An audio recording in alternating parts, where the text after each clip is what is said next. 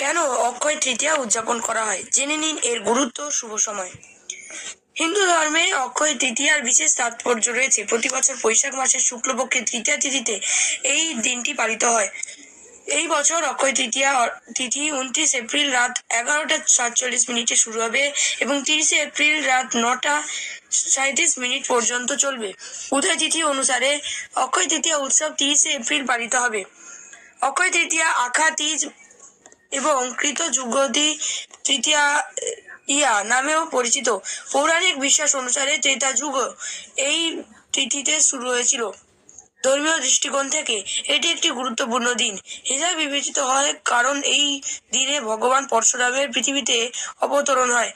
তাছাড়া ভগবান শ্রীকৃষ্ণ এই দিনে যুধিষ্ঠিরকে অক্ষয়পত্র দিয়েছিলেন, যার কারণে তার কখনো খাবারের অভাব হয়নি। এই দিনটিকে বিশেষভাবে মা গঙ্গার অবতরণের সঙ্গেও জড়িত। তাই সমস্ত হিন্দু রীতি মেনে এই দিনে স্নান, দান, জপ, হোম, অধ্যয়ন এবং তর্পণের মতো ধর্মীয় কার্যকলাপ করা হয়, যা অক্ষয় অর্থাৎ অন্তহীন ফল প্রদান করে।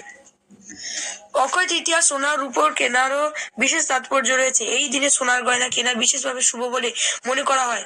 এর সাথে এই দিনে বাড়ি, যানবাহন বা জমি কেনা হয়ে থাকে, কারণ এটি একটি সিদ্ধ মুহূর্ত হিসেবে বিবেচিত হয়। অক্ষয় তৃতীয়া কেবল ধর্মীয় দৃষ্টিকোণ থেকে গুরুত্বপূর্ণ নয়, এটি একটি শুভ উপলক্ষ।